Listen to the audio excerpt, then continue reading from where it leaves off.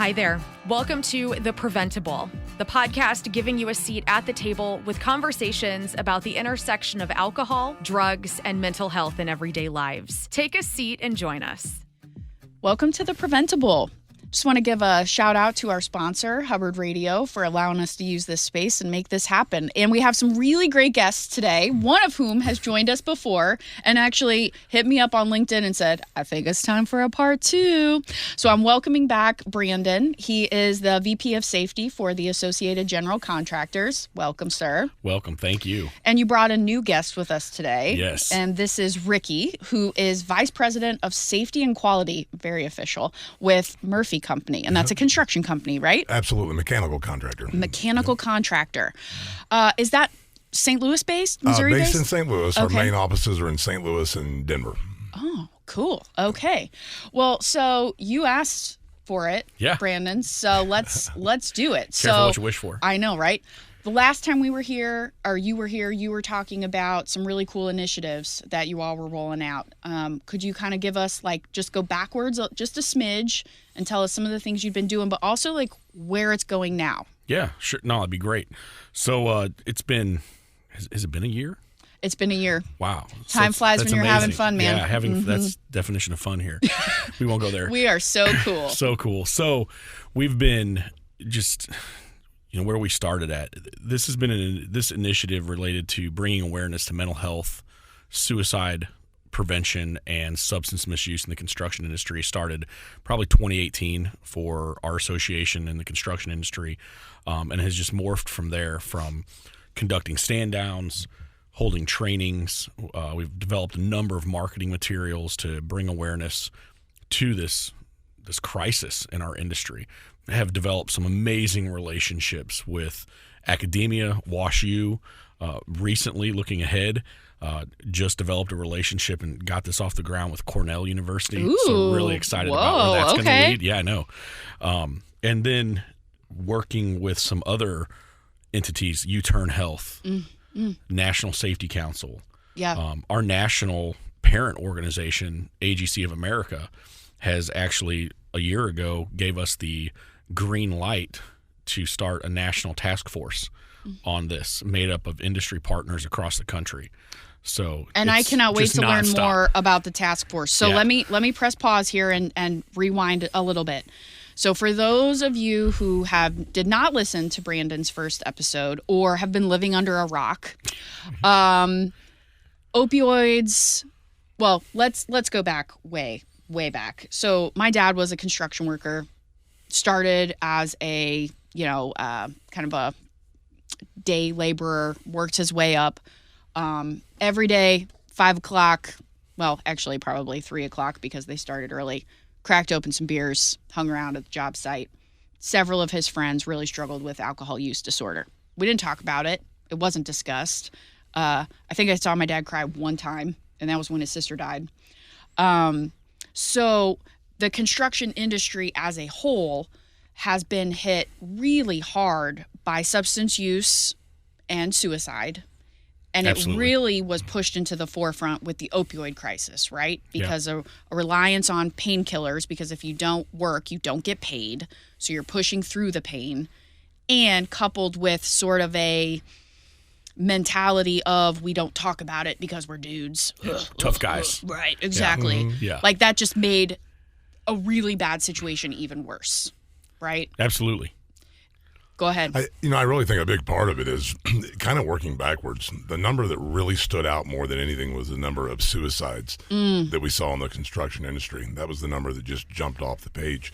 Last year, we were right at 5,800 suicides in the construction industry. Which is nuts. It's crazy. If we look at that from a safety perspective, what we do for a living, we spend so much time. I've spent the last 30 years, whether it's fall protection, excavations, trenching and shoring, struck by, all of the fatal four, if you will, in our industry. We lose less than 1,000 workers a year in construction to a workplace incident. And the amount of effort and time we put in that. And we're losing 5 to 6 times that many people to suicide alone. So as we looked at that and we started diving into that number, saying why us, why suicide, I think that led us back down the road of how we got to the opioid issues, the environment that promotes alcoholism and some other addictions, to the level of depression, anxiety that we see throughout our industry. So it really was a case of the eye-opening number was where we're at with suicides and how we kind of work back of, why us and how do we fix this? And the stand downs that you mentioned, that's an opportunity where you're on an active job site and you basically, I've had the privilege of being at one. Yeah. You stop work, you give everybody donuts, and you stop work and you talk about suicide and you talk about mental health and you talk about how basically it's like cool to reach out and ask for help. I mean, I had the chills when I was at that event, and you have more of those planned, right? Yeah, it hasn't stopped. What's exciting about our stand downs is, and not just, I say ours, Ricky and I both, we conduct a ton of them a year, but it used to just be isolated to September, right? It was simply just suicide prevention awareness week and month in September, and that was it leading up to the World Health Organization's Awareness Day, the 10th. That has shifted. I would say in the past year or so, where we're doing this throughout the year, like getting requests to come to job sites, organizations, meetings, conferences, and talk about this subject and what's going on, why us, and what can you do to take action and elevate the conversation. So it's not slowed down. And then with May is Mental Health Awareness Month. That's right. I'm booked up for the first week, which is also Safety Week, but the entire month I have stuff going on across the country where I'm going to be traveling, going to job sites, talking for 30 minutes to an hour, just as you explained, shutting down work and saying, hey, look, if you're struggling, get help. It's okay. You're not alone. Right. Right. And there's hope, trying to spread that message. So what I like it's is exciting. It's exciting. Yeah. I mean, I on one hand, it's great that your calendar is full, right? And that you have that you're working on this task force and that you have really shifted your job, Ricky, to include mental health, not just physical health, right? Like that's awesome. And it also sucks, right? Because you wish you didn't have to have all these stand down events, and you wish that you all how much would you love to just focus on like wearing your hard hat? Like that would be so much easier, right? You can like make somebody do that. I can say it would be, but I can tell you, and all of us are in this boat. I've done this for 30 years, and there's nothing I've ever done in construction that's been more rewarding than what we've done over these last 5 years. The impact that we've had on the industry, the impact that we've had locally, nationally. I can tell you, Brandon and I alone have been in probably 10 states in the last 2 months at conferences speaking on this subject. 5 years ago, you couldn't have got this on a docket for a conference somewhere. Now we're the keynote speakers. Whoa. Where we go. And we're seeing our programs, that were developed here in St. Louis by this group that are being used by contractors around the country.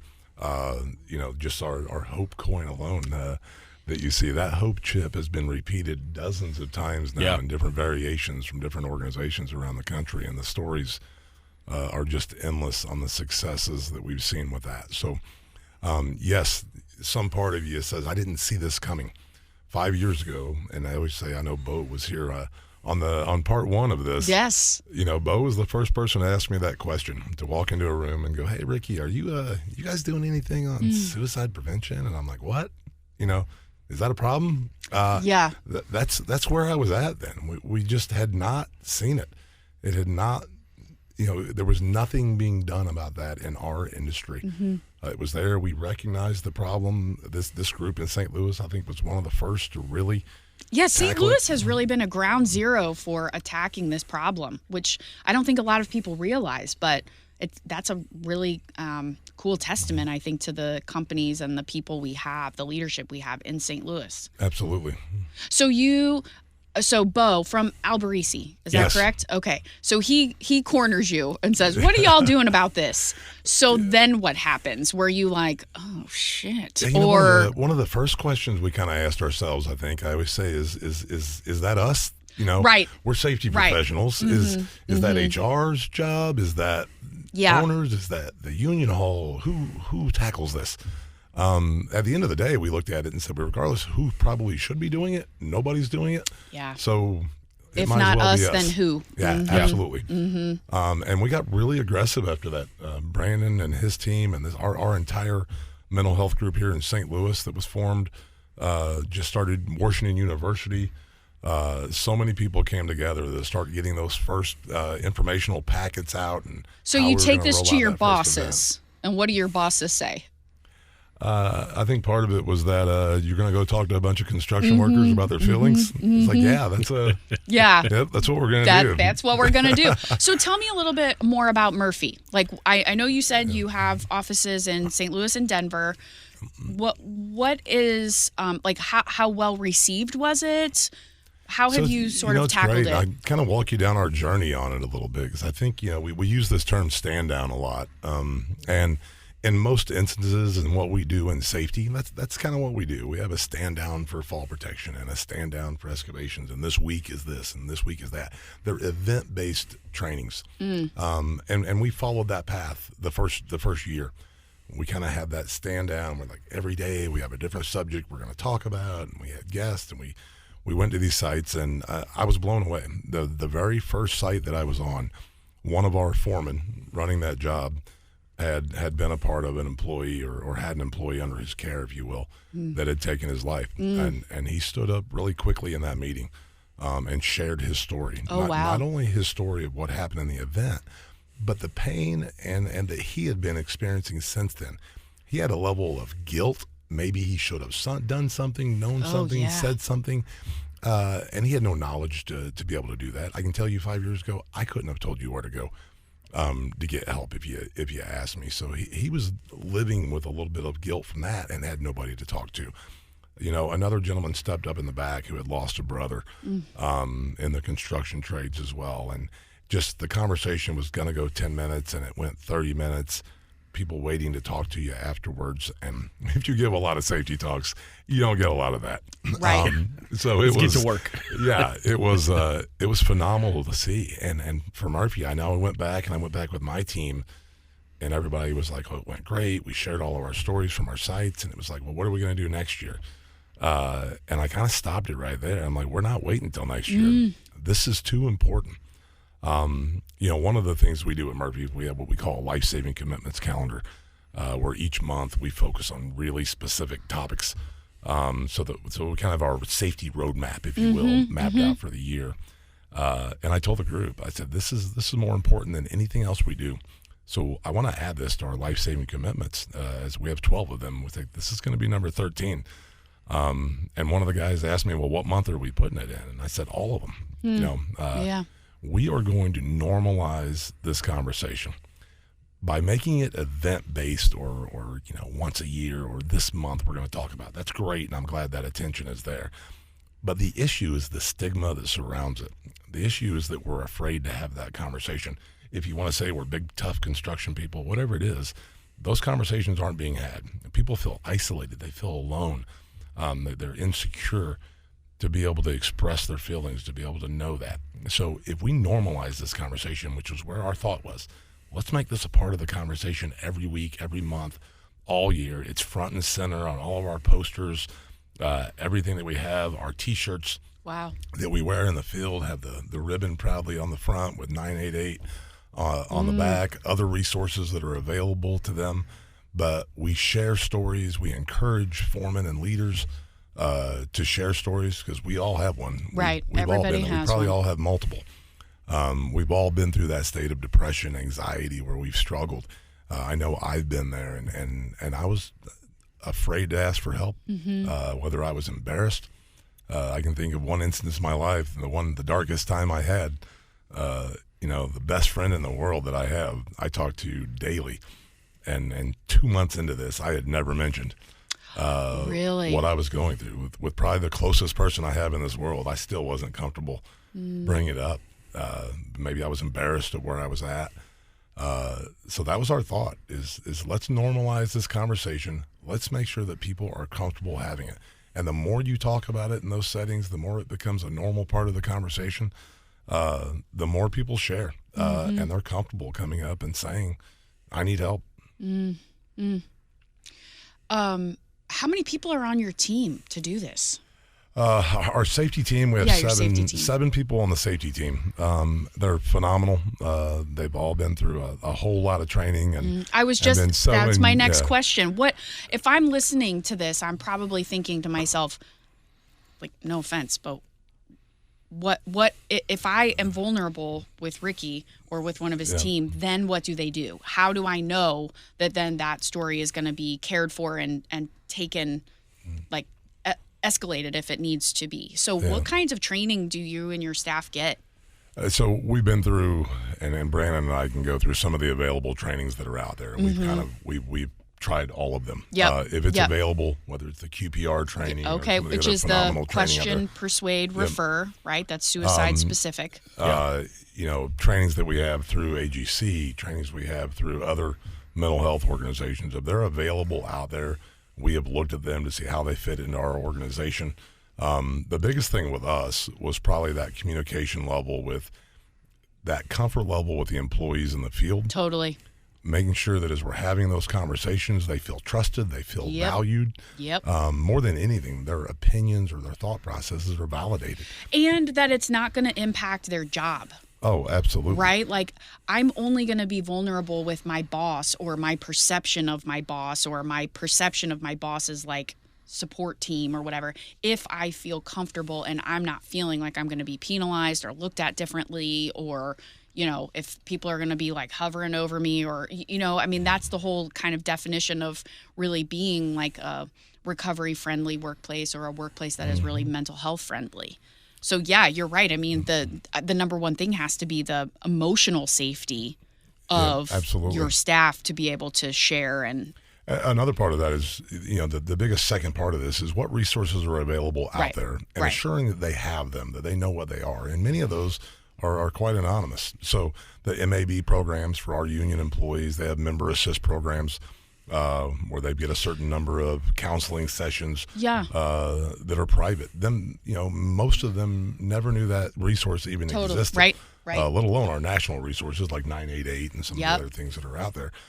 So just sharing those, knowing that they have those, they're available. We may never know if they use them, and that's fine. When you started doing this work, and Brandon, I'll bring you back into the conversation, do you find that many contractors or companies, that they re-look at the EAP benefits they're offering?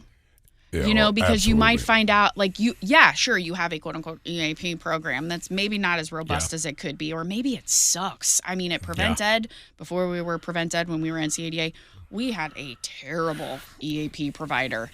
And Isn't that amazing? Yeah, and my predecessor came in and was he was like getting a feel for, the different vendors we had, and he was asking some people, including myself, so how's the EAP? And I was like, terrible. I went once and I'll never go again. Like, it was the most off-putting situation ever. And so he's like, well, let's change that.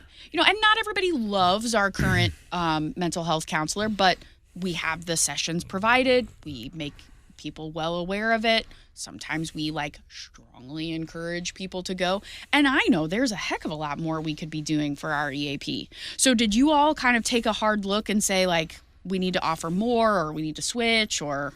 Yeah, I think we took a really hard look. It's kind of funny. One of the first things that we did, and I know a couple other contractors here that fell into that same bucket of saying, oh, we have this EAP plan.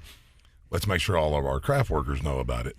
And then we find out that it doesn't cover our craft workers. Oh, geez. Right. So we just make that assumption and go, oh, what? It doesn't cover them? So we're learning ourselves on what does this do? What's available with it? How do you utilize it? Who can utilize it? Was important. After we realized that, then we're going to our looking again at the member assist programs. If you're a union contractor, and going to each one of the individual crafts and union halls has a different MAP program. So we went out and researched those and found out what's there, what's all the contact information, how do they utilize this, right? And then to make sure that part of our process is sharing all that information, right, with our workers. Hey, for your craft, for your local, here's what you have available. Here's the numbers. Here's the website. Again, just making sure that they understand the resources that are available. Yeah, I would bet you see that a lot, Brandon. On the I'll take a step back on where you're at in the conversation.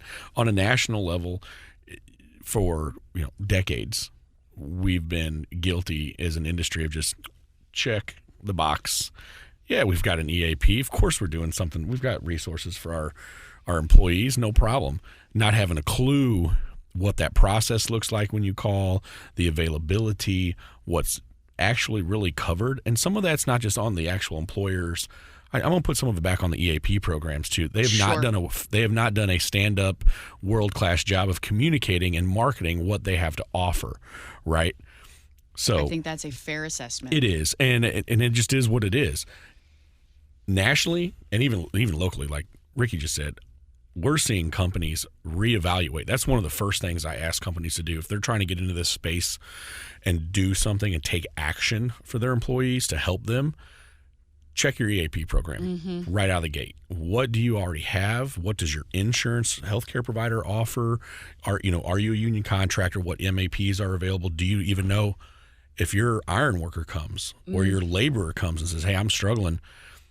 Would you even know where to direct them? Where do you direct them to, right?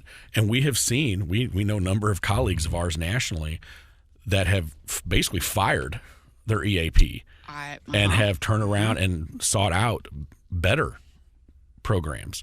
So which is a win-win, right? That's right. It really is. It's unfortunate. It raises the bar. It does. It really does. And not only check into it, but use it. That's one of the things we encourage everybody. Don't just look at the sheet and see what it includes. Call the number. Yeah. Call and utilize it yourself. What's That's that response time? How quickly did you get to somebody? How was the service?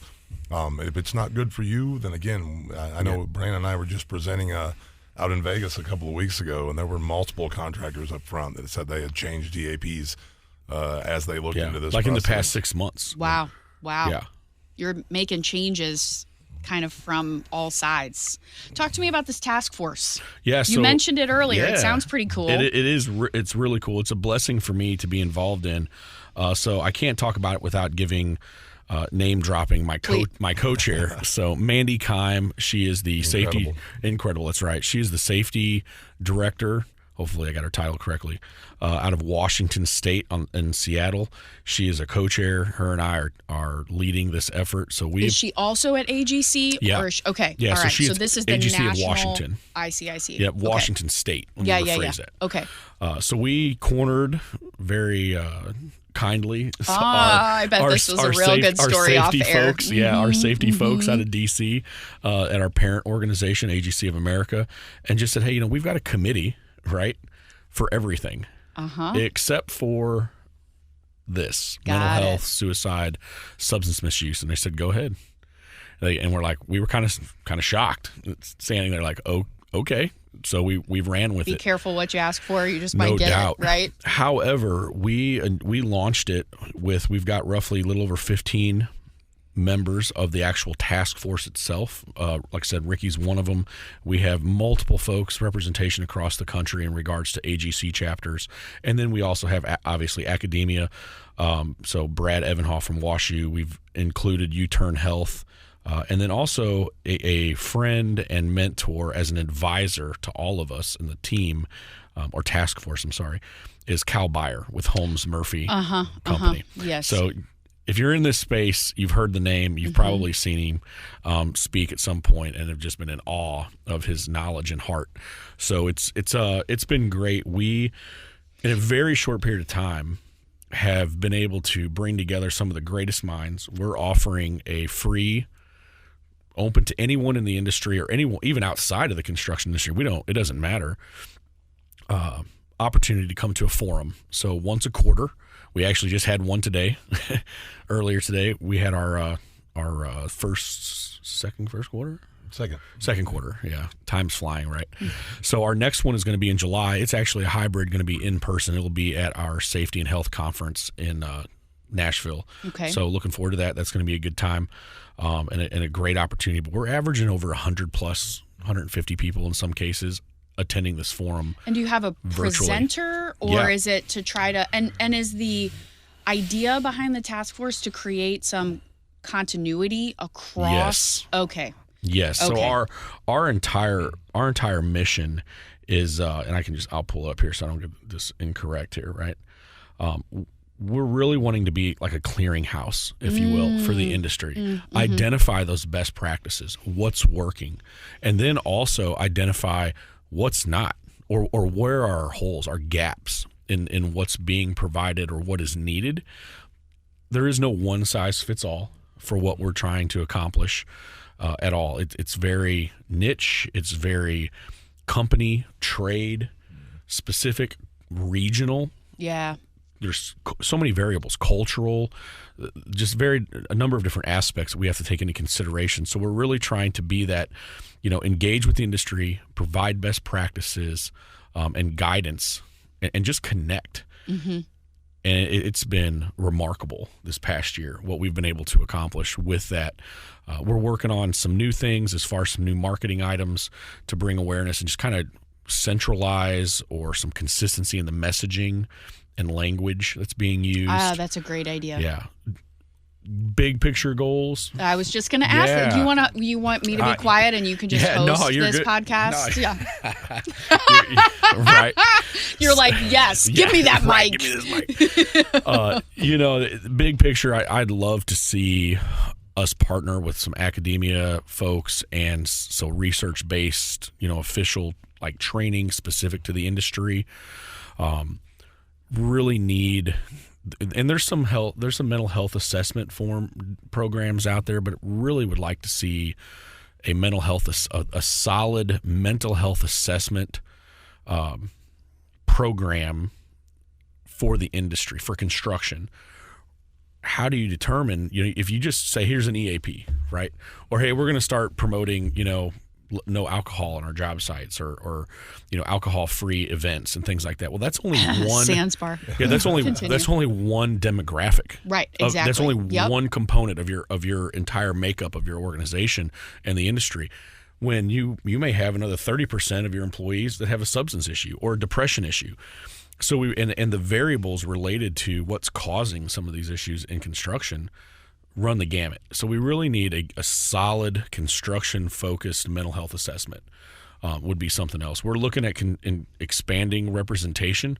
We're having some conversations around developing ambassadors or champions. We really don't know what the name is, but that go-between the task force and a regional rep that we can feed info to both directions, right?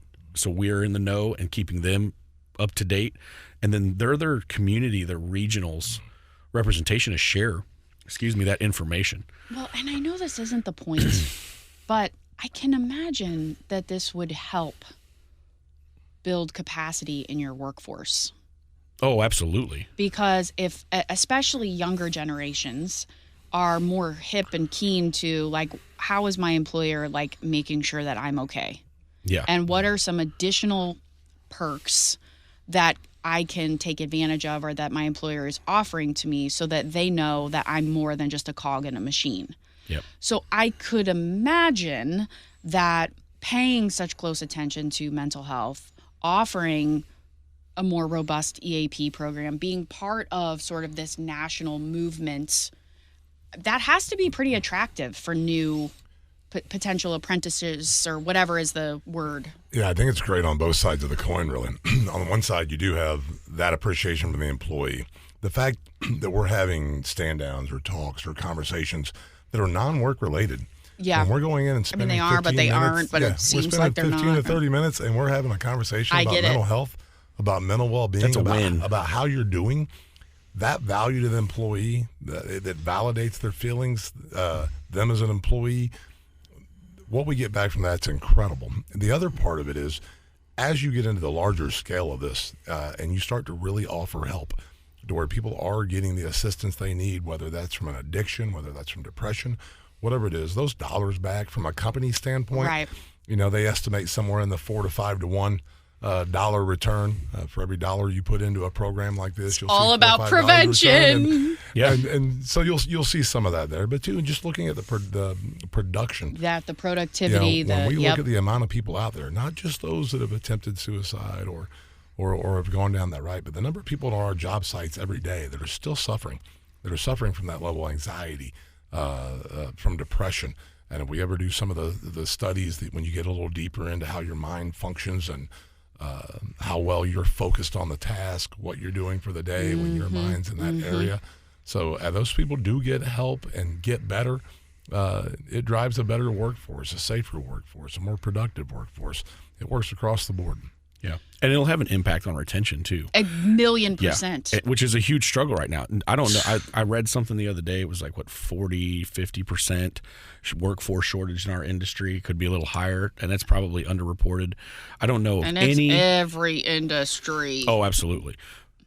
I don't know of any construction company, I mean, you correct me if I'm wrong, Ricky, that's fully staffed or they're overflowing with people. I don't Right. know any company that is fully staffed. No, I don't either. Yeah, you ask any company out there, what's your largest challenge right now? It's resource, Staffing. labor, staffing, and resources. That's it. Yeah. Without a doubt. That's it. It's And a huge cost challenge. of materials.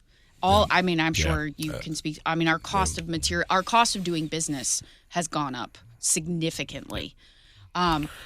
So there's this amazing work that's being done in the United States. Obviously, we are not the only country that faces this. So No. do you all We're Are- well behind the rest of the world in Oh, this. That's an really? understatement. And I mean well behind. Really? I was going to think it was Yeah. the other way around, where you're I like would jet love- setting off to Zurich or whatever to like no. teach them I would their love to say ways. we're leading the way, but in no way. Yeah. Just look at the work in You've blown my mind right now. Okay. Australia, as an example. Australia has a program called MATES that is phenomenal. We have met the creator of MATES and spent some time with him. Incredible program, and it goes back, 15 years? Yeah. So the work throughout Europe, 20. Australia, they are so far out in front of this. Wow. The fact that that we say we really jumped on board 5 years ago is embarrassing somewhat to the industry. But we're here now, and we're making. Yeah. we're So, making and a I'm major sorry. I difference, would have thought but, it would have been yeah. the opposite. I was not trying to like be gotcha journalism or anything, but No, that's we are really quite behind the rest of the world. wow. Yeah. They're doing amazing things. Not only did we meet Jorgensen from Australia, I've recently made connections and started a relationship with Carl Simons from the UK. So he has been the direct report to Parliament and the Queen back then when she, as he said, God rest her soul. But that was his job, was to report to her and head up their country's mental health programs and whatnot. So this is my question. So does the task force give briefings to the labor secretary or something? Is that on the horizon? How can we make this happen? Yeah, Can they join the task force? we have a great relationship with Federal OSHA. Yeah. Okay. So the top leaders there, Assistant Secretary Doug Parker, Okay. great gentleman. He was actually we invited him out to Kansas City a couple of weeks ago to speak at the Construction Working Minds Summit, Cool. which is a suicide prevention summit for construction. He was kind of our opening keynote on the first day, so that was great.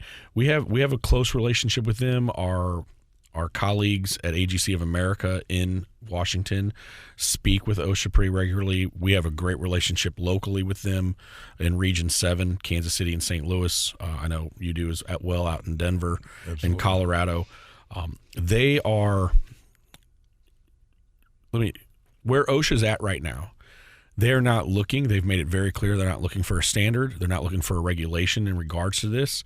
They're wanting to ensure that all workers in America, are mentally healthy. Yeah. Right? They're just using their voice as OSHA, if you will, Sure. to get behind the messaging and the marketing. They're partnering with us. They've actually, since about a year or so ago, started training their own people and providing them resources, something they had not done I get it. before. Yep. So they're totally on board. We've had some conversations about various OSHA required training like OSHA 10 and OSHA 30, and there being a mental health piece to that. They have recently shared that they're not able to go down that road just yet. But there's always a but. Right. If an organization that's providing that training wanted to keep people around for an extra hour or two and dive into this and provide a training on the topic, great. And a lot of apprenticeship programs, a lot of unions, a lot of companies are already doing this. Mm-hmm. They've started this past year roughly talking about mental health and suicide at that early stage of an apprenticeship program or employment to bring awareness. That's awesome. So it's, and like Ricky said, 5 years ago, go back 3, and it was a struggle to get individuals like ourselves on a stage or in front of anyone, even with a microphone on a job site, and talk about the subject. And now it's you can see where it's at. It's just growing. I can't. And Even in the last year, yeah, the growth it's unreal. It's pretty mind-blowing. Yeah. And It's exciting. And OSHA has taken a little stronger stance in a few areas here. They do have a dedicated website to mental health, specifically to construction mental health, with great resources that are phenomenal. Many of them that we help kind of help drive. There's informational packets that are out there. OSHA's got kind of their own 5-step process for construction mental health, so you'll see those posters at a lot of job sites. So we have they them are in on mind board too. Yeah. They're not all the way there yet, but they are on board. They've It'd been be a cool great if partner. the 988 number was on those big posters that you have to have. Is it already? I don't think so. I don't know if it's on. It is. I don't think not. I don't think originally it was on OSHA's posters. It may be today. Yeah, right. It may have been updated as 988. Maybe like the next one or whatever as 988 rolls out. The next variation of it. That's great that they are supportive. And I understand, right? Like that they don't, once you mandate something, it becomes one more box to check. Right. Right? Whereas this is really contractor-led, employee-led, to the extent that you all are employees and you're like, something needs to change. Like this needs to get better. And how do you actually mandate this? I spoke at NIH last fall. Ooh, look at you, name dropper. I was the dumb guy in the room. Trust me. Right. Trust me. It was a really surreal experience, but really awesome. And that was one of the questions I got was, what is specifically, Brandon, what is your opinion? What should the government do? And I was like, nothing. Yeah, right. We don't want you to do anything. We don't need a regulation for this, but you can support, help fund. Yeah, I was going to say it'd be nice if there was a fiscal note attached to correct, some of this. Right? No doubt. Because at the end even of the day, the trainers, it does come like down the to embedded trainers, to be, that's capacity, that's staff. Yeah, and like I said, I don't want to see OSHA come up with a reg or a standard for this. I'm very thankful and appreciative of the relationship we have with their leadership locally and nationally, and then just them being supportive and actually taking action. And they're taking it serious, sitting in a private meeting with their top 3 leadership and sharing my personal story, listening to them. And it touched each one of them, and then to listen to them share stories and how this has impacted their life. Yeah, there is no one that is immune to this crisis, whether it's in our industry in construction or anything else. We're all being touched by it, and we've got to take action. So one of the other things I want to mention on this task force team is we're really proud of. We have created a PSA videos. So we started out with 3. We just launched a 4th one today, where everyday people that look like all of us, and come from the industry have a story and decided to share it. And it's a message of hope that highlights their personal struggle and what they went through and how they got help and the impacts on their life and their family. And then here they are today. And it has been remarkable, the outpouring of support and feedback we received from those. If you give us the link, we can kind of put Most that definitely. in the bio thing, whatever it's called, Yeah. But if you give us the link, we can make sure to direct people to that. And you said that you have a dedicated website to this now? Yeah, so AGC. Okay, what's that? Yeah, so AGC of America has a website directly for this. So it's just AGC of America Mental Health and Suicide Prevention, and that's where all our task force members are housed or listed. Our PSA video series is there. And what's the website like? How do I find it? It's AGC of America Mental Health.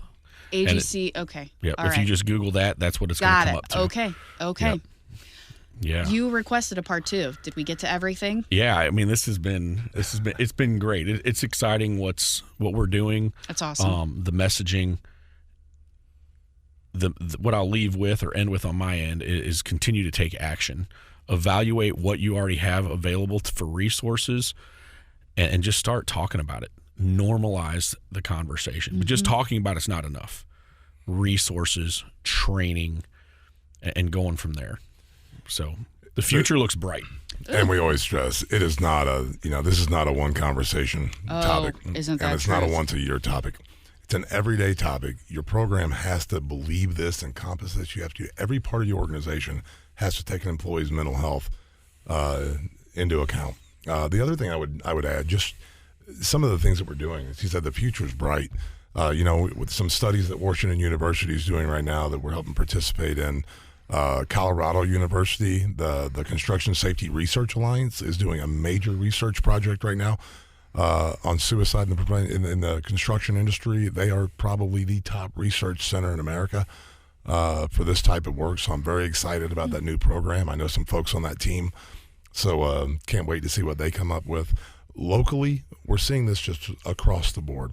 Every contractor is doing something in this space right now. Our local union halls have been phenomenal. I know I just did a training last week for the third time in a row for the pipe fitters hall, where they're foreman training classes. So the last night of their foreman training is 3 hours dedicated to mental health and suicide prevention. These are going to be leaders out in the field in the craft. We've done things with the Painters and Drywallers Association. If you're an organization in the St. Louis region or really anywhere, and you want somebody to speak on this topic, contact us. One of us will be there. We have never turned down an event yet. So if we can get there schedule-wise, we will be there. The more people we can get this message to, the better. Maybe when the results of that Colorado study come out, we could have a part 3. Oh, right. Absolutely. And you will let us know if Prevent+Ed can help with any trainings, any support. Yeah. Okay. All right. Yeah, absolutely. Ricky, Brandon, thank you so much for being here. Really appreciate you. Door is always open. Next time you want to come, just hit me up on LinkedIn, okay? Yeah, all right. On.